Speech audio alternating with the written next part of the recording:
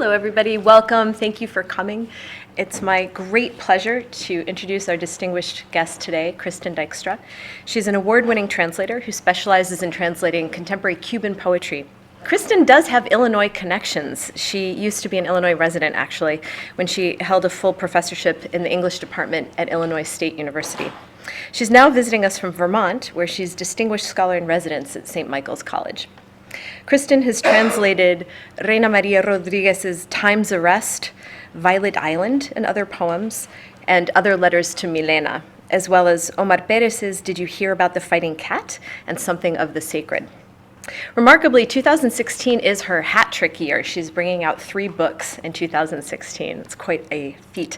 They include Counterpunch and Other Horizontal Poems by Juan Carlos Flores, Breach of Trust by Ángel Escobar, and The World is Presence by Marcelo Morales. And some of you might have had the pleasure of hearing Marcelo read when he came to Chicago in this past spring. Kristin's translations of contemporary Cuban literature are published in bilingual editions that feature her own critical introductions and accompanying essays. Her outstanding work has been recognized by a National Endowment for the Arts Translation Fellowship and a Gulf Coast Prize in Translation. She co-edited for 10 years the journal Mandorla, New Writing from the Americas, Nueva Escritura de las Américas, from 2004 to 2014, with Gabriel Bernard Granados and Roberto Tejada. And I have to say that Mandorla was a fascinating instantiation of what a hemispheric poetics might look like. It was based in Illinois, Texas, and Mexico, and was a collaborative effort between Latin American writers of all different aesthetic inclinations and Latino writers and non-Latino writers. It systematically presented writing in Spanish with no English translation, in English with no Spanish translation, and in all kinds of code switching modes and Spanglish as well. To my mind, Kristin and her co-editors succeeded in really constituting an archive with the journal Mandorla, and a forum and a genealogy and a conversation that was really hemispheric. I want to say a quick word about the art of translation and the translator as an artist. In one essay, Kristin has called translation, quote, ideally a site of intersection between human minds. She has a tremendous ability to create idiosyncratic voices across the poetry that she translates, and a gift for rendering lean, muscled language in memorable lines. When she translates a poem from Reina Maria Rodriguez into English, it becomes a new poem in English. Rodriguez's poem in English, also known as Kristin's translation, takes on a new parallel life that coexists with the original. Work by translators such as Kristin goes a significant distance toward unseating biases that linger concerning the creativity and originality of translation, and the gendered logic by which translation has long been understood as a secondary activity, so reproductive rather than productive. Kristin's work of translation clearly constitutes a creative practice through which she produces new texts. The U-Transpo, which is a creative translation collective that I'm involved with, has recently written that unbeknownst to some of them, all writers are translators, and all translators are also writers. Kristin Dykstra is certainly one such translator who is also a writer. Her translation work is also a form of activism, particularly as she has chosen to focus on the work of Cuban writers whose poetry, written under a variety of embargoes, both political and cultural, literal and metaphorical, might not otherwise reach an English-speaking audience. When she visited my class, Poetry of the Americas, this afternoon, she said eloquently, and I wrote it down, I hope I got it right, translation is a zone of asymmetries, accents, and incompletions. Her current projects include translations of work by Álvaro Mutis from Colombia and Amanda Berenguer from Uruguay. With Kent Johnson, she is co-editor of Materia Prima, an anthology dedicated to Berenguer, which will be coming out with Ugly Duckling Press soon. Please join me in giving her a very warm Chicago welcome. Thank you.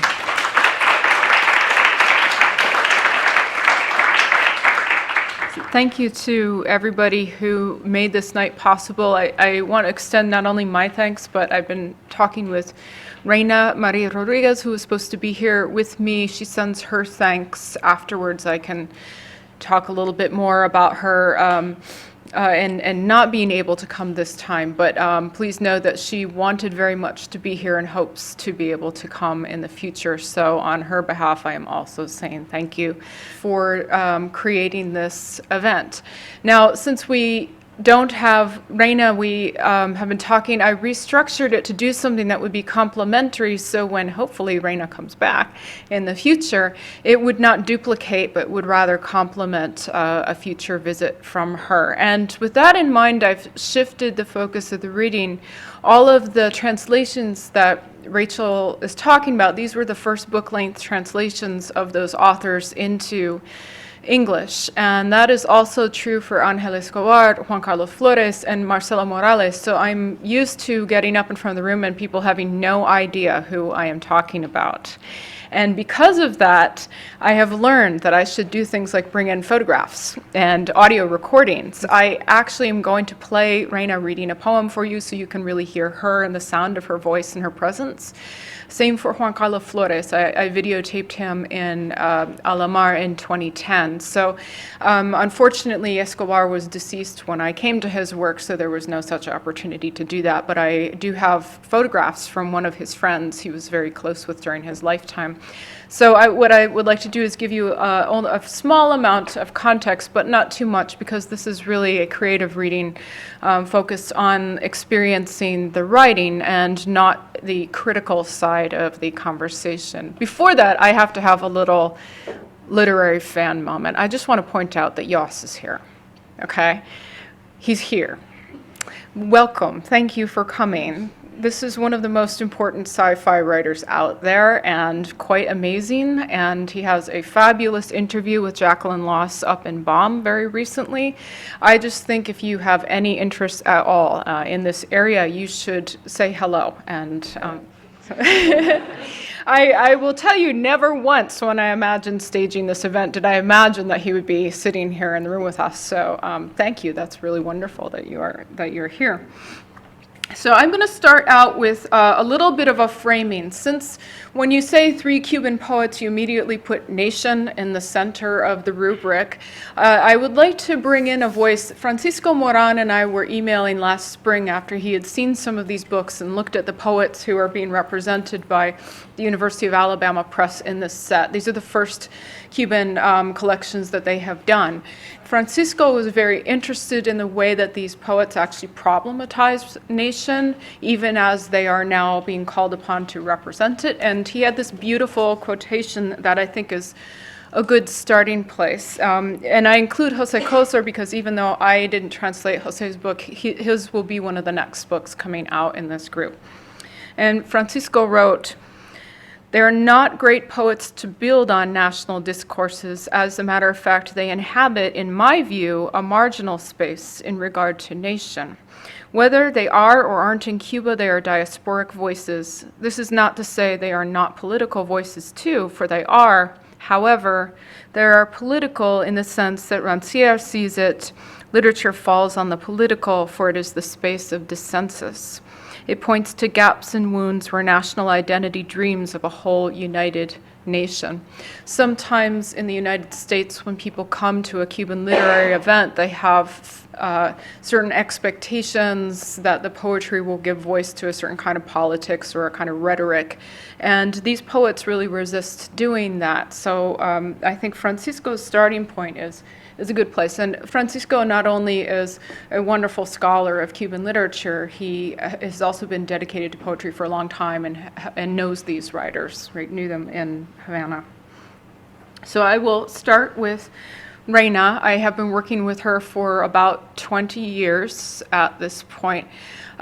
She is known for more than just her own writing. She was also an organizer and a mentor to a lot of writers, and that has been a reality of the translation process for me, because through Reina, with whom I began, I was referred to other people. I met other people. I learned a bit about the poetry community.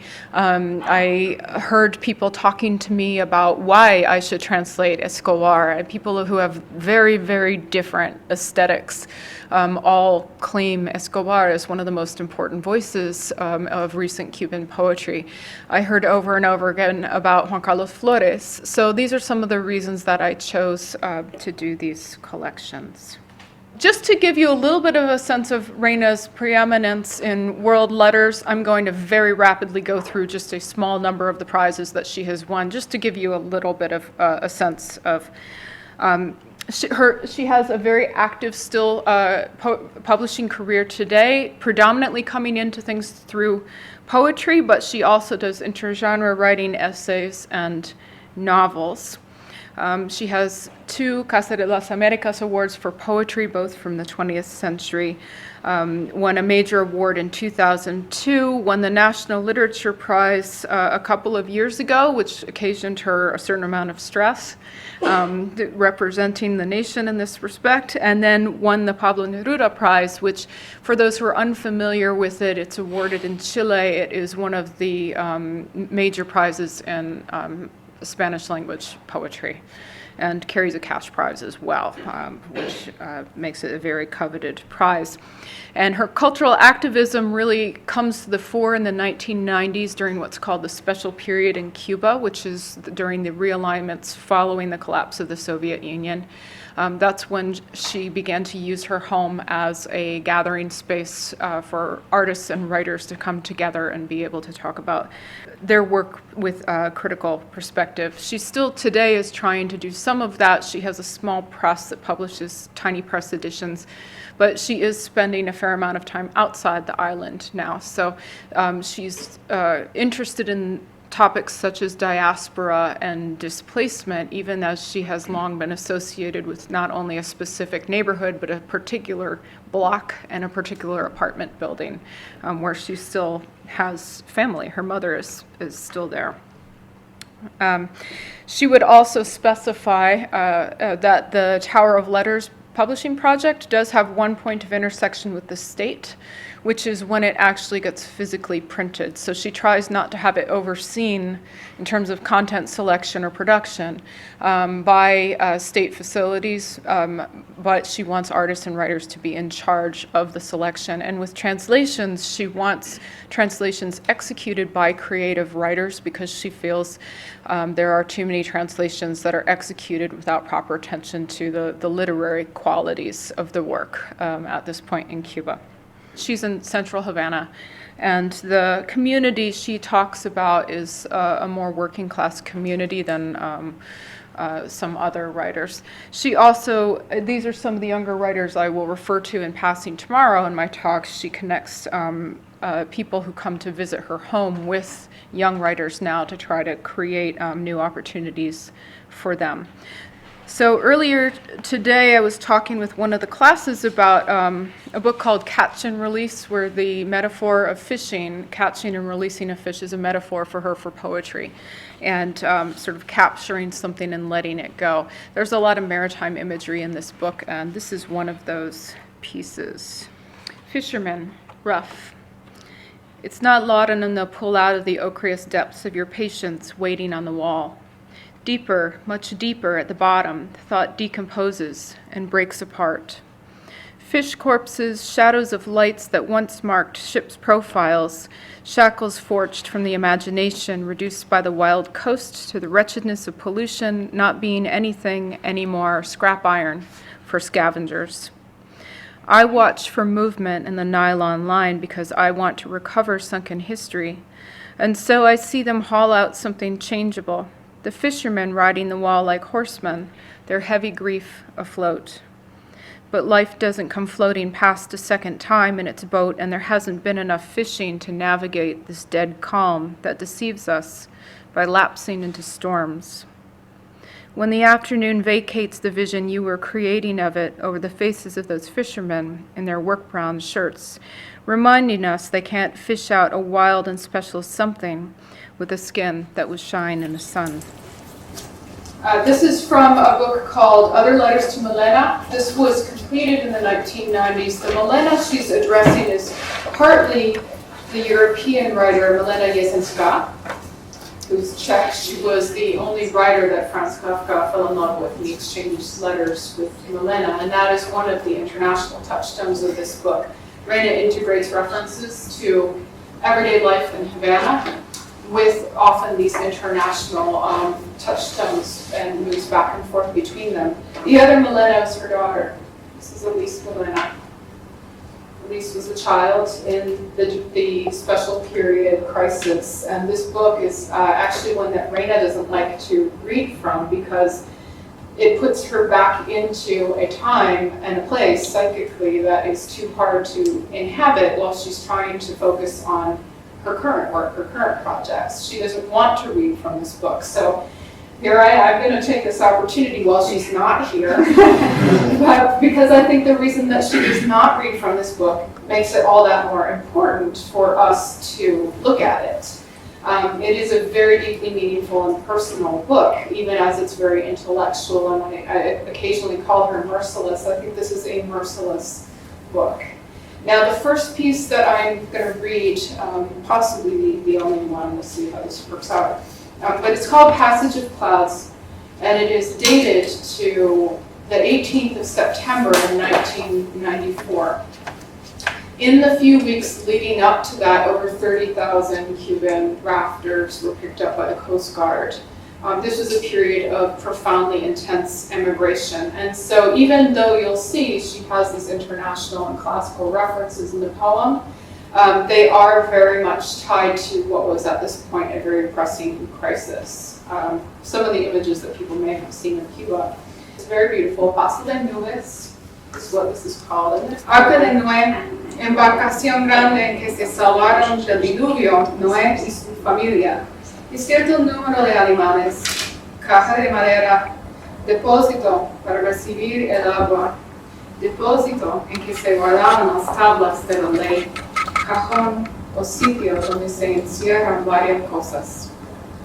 Aquí también se encierran varias cosas, destinos, posibilidades, templos y palacios, columnas y obeliscos, pirámides y zigurates movidos hacia el agua, bautizos, iconografías, otra plástica de voto, como en antiguo arte, más allá de la isla de árboles.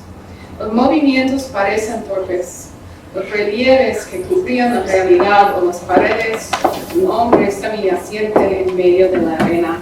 Es también la estatua yaciente de un hombre héroe. La pirámide es una pirámide de balsas. Una balsa trae una muñeca recostada a los remos. También hay un caballo que acecha desde la orilla si subirá o no esta vez la marea. Él los ve alejarse, aumentando el tamaño y la dimensión de sus figuras, alejarse y perderse en el confín del horizonte. Los niños siempre han jugado a las balsas, que zozobran y vuelven a flotar cuando el peso de las manos desaparece.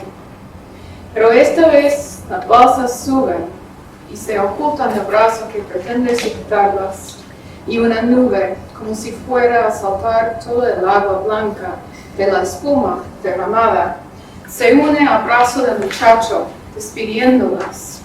Algunas se hundirán para siempre entre la arena y la resaca. Otras tocarán el límite. Siempre sospecharemos cuál encalló, cuál regresó, la que habrá llegado. Es una isla con sus niños que han jugado a crecer con sus balsas. Mucha gente mojada con el agua hasta el pecho está rezando adentro. Veo los ojos de la niña, el tío vivo flotante, los demás sus hermanos, la desolación. Se ha ido mi muñeca más querida también, y aquella balsa, atada del centro, con un viejo siempre de espaldas a mi cámara, no quiere volver los pies y despedirse. Es el abuelo. Balsas de madera, asfalto y poliespuma. Cristo delante de la caravana, un cuadro realista del Sagrado Corazón de Jesús como proa. O esta otra, con una cruz de palo como un mástil, que pasa enfrentándose al vaivén del vacío del viento. Laterales de zinc y goma, caucho recalentado, un niño y una nube. Un caballo también que se aproxima y bebe un sol salobre.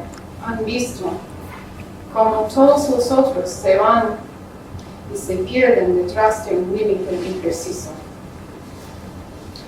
passage of clouds, Noah's Ark, great embarkation in which Noah and his family and a certain number of animals were saved from the deluge. Wooden box, receptacle for collecting water, receptacle for safeguarding tablets of the law, crate or space in which various things are enclosed.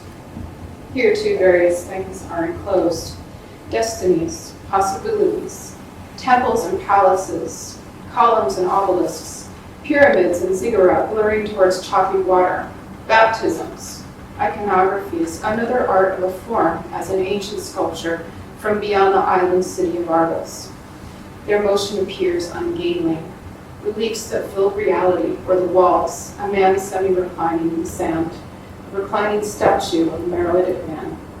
The pyramid is a pyramid of boats. One raft carries a doll leaning on the oars, and at the coastline a horse waits to see whether the tide will rise or not this time. He sees them moving away into the distance, the size and dimension of their figures expanding as they get farther away, disappearing into the horizon's confine. The children have always played by rafts, which capsize and resurface as the weight of their hands pulls away. But this time, the rafts rise and evade the arm that attempts to restrain them, and as if all the white water were about to fly out in spilling foam, the cloud adheres to the arm of a boy seeing them off. Some boats will sink for good between the sand and undertow. Others will touch up against the line of limitation.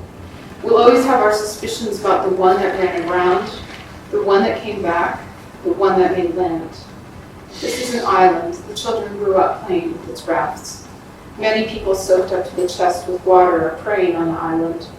I see the girl's eyes, the floating carousel where her brothers have gone, the desolation. My favorite doll is gone too. And that raft, shrouded at the center with an old man whose back is always to my camera, who doesn't want to turn his feet to leave. It's the grandfather. Boats of wood, asphalt, and styrofoam. Christ at the front of the caravan, a realist painting of the Sacred Heart of Jesus at the bow. Or this other one, a cross made of sticks for a mast passes by, off to confront the rolling of the void and the wind. Sides of zinc and rubber, melted tire. A boy and a cloud, and a horse who approaches to drink from a brackish sun, have seen how all the others go off, lost behind some vague boundary. So that's one of the longer ones I'll do. I think when you have the bilingual readings, shorter pieces tend to work a little better, but you can see she's working across genres. You have something that looks on the page like a poem, indisputably. You have this, which is a rather dense prose poem, and then it moves into letters to her daughter, Elise, and into essays. Again, diaspora is a theme. There are all kinds of different views on it. There's an essay about Alberto Badilla, the famous exiled writer in the back. But the heart of it is really Elise, and there was a moment when the writing, the translation part of it intersected with the very real realities of diaspora, because I went to work with Reina on it, and during my visit I discovered Elise was actually preparing to leave. And that's very much what this book foretells in the text, so it became a kind of strangely embodied experience to translate it, and Elise is now living here. In the United States. So Reina is more often spending time here as well, and her geography has become more complicated as a result. So with Reina, she says that she very much writes for the page. She is not in any way a performance poet according to her own definition, but you'll notice she's got her own charisma. She very much has a presence, even if it is a quieter one. Pescadores crudos, para José Antonio Milanes. No es láudano lo que van a sacar del fondo ogre de tu espera en el muro. Bajo, muy abajo, al fondo, se descompone y fracciona el pensamiento. Cadáveres de peces, sombras y luces que antes fueron perfiles de barcos, hierro fundido de la imaginación que la costa salvaje ha reducido a esa miseria de contaminación sin ser ganada. Sacarla para depredadores. Busco el movimiento del hilo de nylon porque quiero recuperar la historia hundida y así les voy a hablar algo que fue inconstante desde el fondo del muro con su pesar a flote. Pero a flote no viene otra vez la vida en su barco y no se ha pescado suficiente para atravesar esta calma chicha que engaña con su lapso a la tempestad. Cuando la tarde se va de tu misión de hacerla contra el rostro de esos pescadores de camisa casi pardas, recordándonos que algo salvaje y especial, con pellejo lustroso al sol, no pescarán. So that was filmed about a 10-minute walk from her house, and it's a walk that she often does. I mentioned in a class earlier today that there are these combinations of local references with intertexts from around the world, and this is one of the most recent ones. This is from her book El Piano, which came out just 2 years ago, and it's called Green and Blue. This is one of the pieces where I actually went and read Virginia Woolf's original text, and it shows very different wording than I would have if I had tried to do it literally off of Reina's Spanish. So it's called Verde y Azul, and in Spanish it sounds like this. It's much shorter. Clasificando de nuevo estos verdes, aquellos azules y verdes de Virginia, tío vivo que renacen con la memoria. Otra lancha, su espuma desigual. Los afilados dedos de cristal cuelgan hacia abajo, hacia la insensatez, hacia la intemperie. Desenfreno de querer cortar un límite, una apariencia por la que todos pasamos al final. Un horizonte como obediencia, no como destino.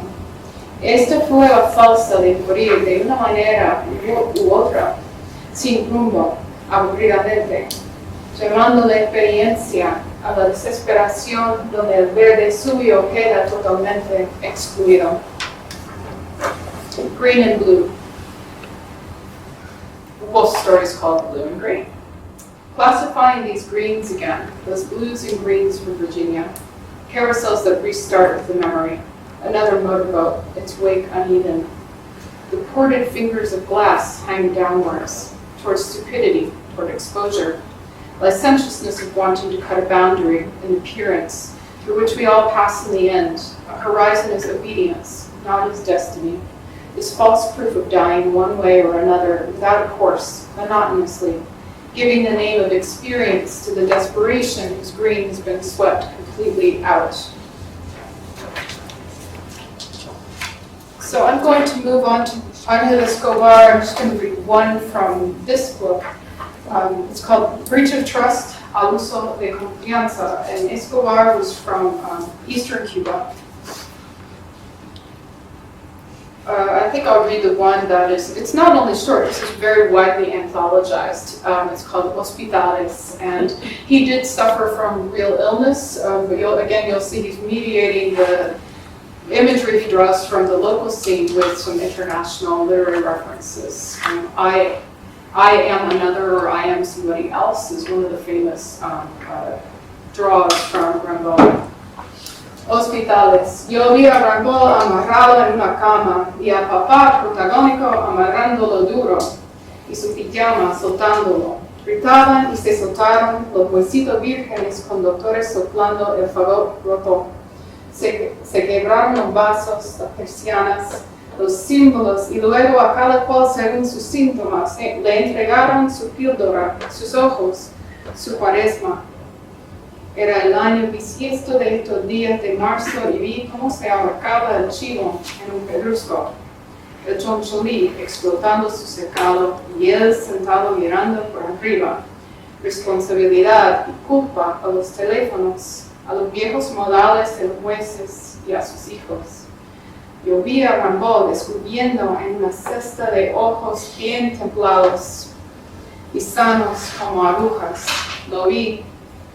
No me arrepiento. Estoy tranquilo. Soy el escriba, el buey que no ha tenido nada.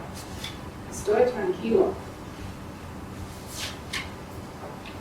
He had a degree in theater, and by all accounts was very impressive when he read. Hospitals. I saw Rimbaud roped to a bed and the pater protagonist roping him down hard, and his pajamas letting him go. They roared, and the smallest innocent bones came loose with doctors blowing on that broken bassoon. The glasses shattered, and the blinds, and the symbols, then to each according to his symptom they gave his dose, his eyes, his Lenten discipline. It was March in leap year, and I saw the goat choking on a piece of rock. Big black bird, scapegoat exploiting his enclosure, and he sat there looking upwards, the responsibility and blame to the telephones, to the old ways of the judges and their children. I saw Rambo spitting into a basket of eyes, well-tempered and wholesome as needles.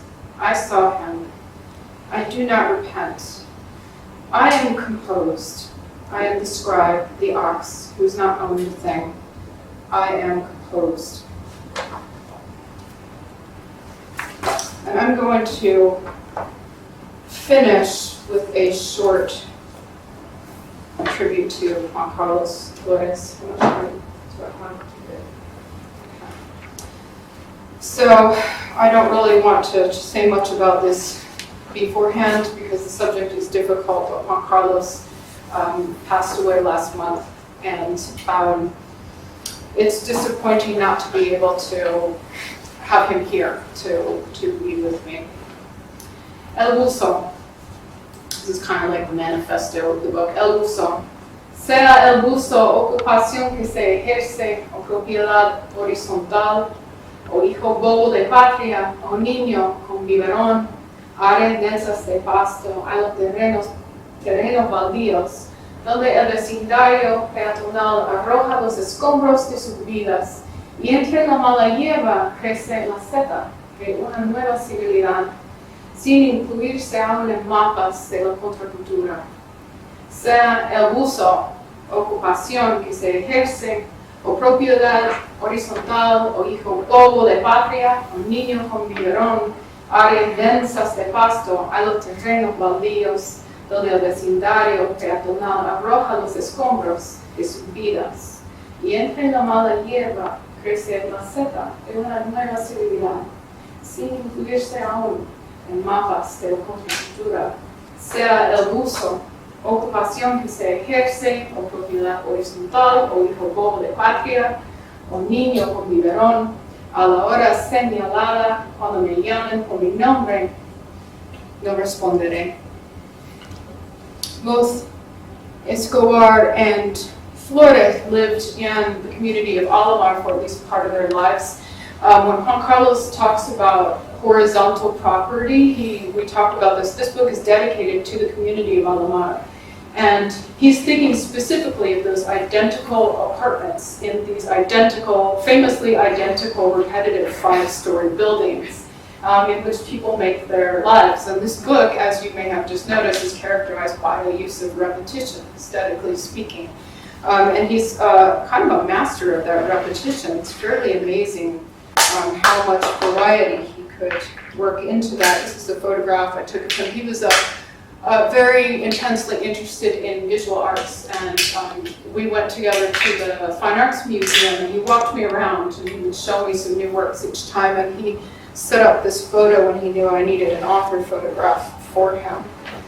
So this book has a lot of references actually to visual art. I'm going to show you a different kind of translation of Juan Carlos's work, because Juan Carlos is, of all three of them, the most performative poet of them all, right? And although I didn't get to spend a lot of time with him on the ground in Alamar being at those performances, he talked to me about them. And so I'm going to try to give you a little bit of sense. These poems, not only do they function in a very sophisticated manner on the page and in reference to visual art, they are also scripts to be used for performance. And I know how he did this one sometimes, so I'm actually going to have you guys do one with me. And, you know, Juan Carlos will come out to these events in Havana, and he would just like climb up on the table. So here we go. Now, when I do this, you guys are going to say, smack. Okay? When we do that, I know we're at the University of Chicago. This is also briefly, students, you need to know the Soviet Union invaded Czechoslovakia at one point. Understand this poem. Here we go. Mea culpa for Tomas. Tomas, kid from the Soviet Union whom we called Bowling Pin Head, because he ate better than we did. Let's smack Bowling Pin Head, because he dressed better than we did. Smack. No, because he dressed better than we did. Smack. Bowling Pin Head, because he had better toys than we did. Smack! Bowling pin head. Because he got better grades than we did. Smack! Bowling pin head. So no girl would look at him. Smack! Bowling pin head. Next to Tomas, I think we all felt a little bit check.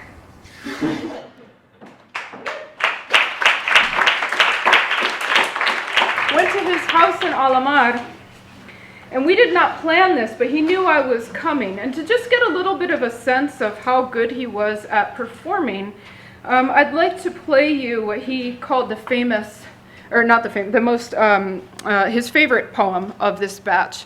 It is fairly repetitive. I hear it's a dialogue with some French prose poetry. But you can see, you'll notice he maneuvers within the camera screen. I didn't have to keep him there. Like, he was very conscious of where he was and required virtually no direction to make this work.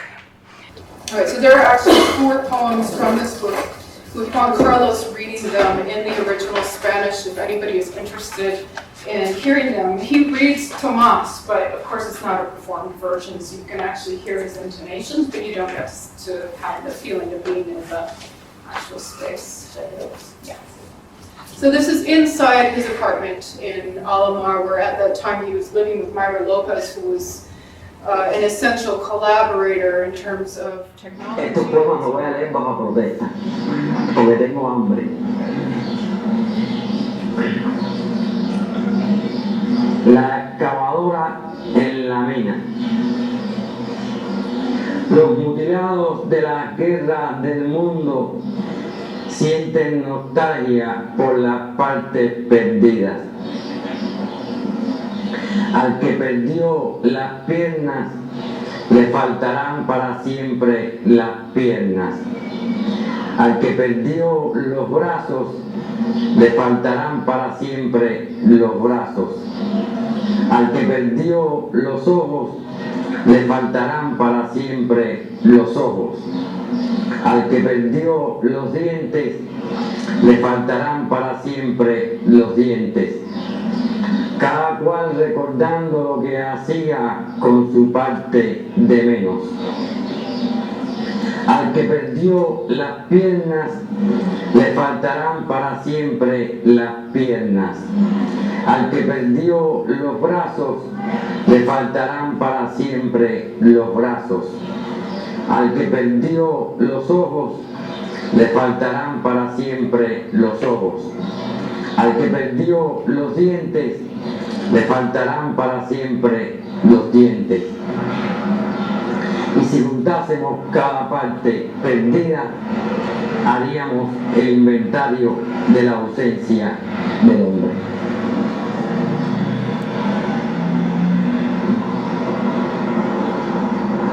All right, he also strung along that thing about reading under protest because he was hungry, and then the repetition and variation on my finger poem. So I think as a use of the original Spanish, it's very interesting. In Alamar, Juan Carlos knew people who had fought abroad and literally came back without parts of themselves, and he brought that up when he was telling me about this poem. It's called The Excavator in the Mine. Those mutilated in the wars of the world feel nostalgia for the lost parts.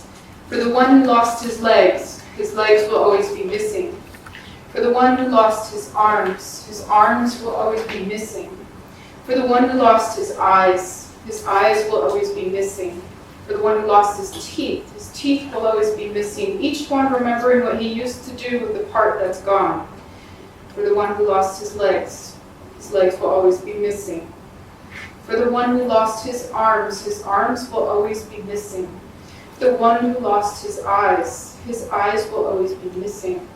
For the one who lost his teeth will always be missing. And if we put all the lost parts together, it would inventory the absence of man.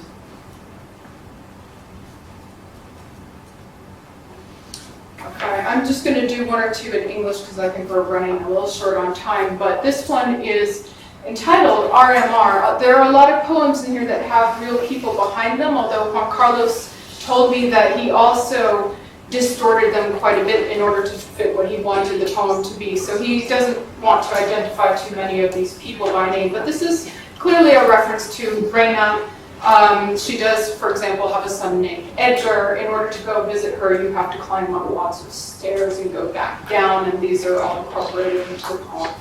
RMR. My biological mother died. The killer, 3 jabs using an ice pick for jabbing cubes of ice, not by blood. Another woman is my mother. My love for her is an agapic love. I, who am called Juan, without really knowing why. Now and then I call myself Edgar, cook. The poems you write smash teeth. I've answered by shrugging my shoulders. I go up a stairway, my biological mother died. The killer, 3 jabs, using an ice pick for jabbing cubes of ice, not by blood. Another woman is my mother. My love for her is an agapic love. I, who am called Juan, without really knowing why. Now and then I call myself Edgar, cook. The poems you write smash teeth. I've answered by shrugging my shoulders. I go down the stairway. Godmother, through this torn sock. God enters me, comes in through a paw or a foot. This is called Germany, 1843. After battling, that abject individual died peacefully, face resting on the wood of the window frame, watching the snow fall and pile up over the same ground traveled by the gods. Circles never coming to a close. Us. We go along wiping out our lifetimes, on some occasions external men, on others internal men, never the man fine and exact, thus the precariousness of our gestures. Circles never coming to a close. Someone at a more propitious moment perhaps may resolve this arduous issue. After battling, that abject individual died peacefully, face resting on the wood of the window frame, watching the snow fall and pile up over the same ground traveled by the gods. Thank you. I'm going to stop there.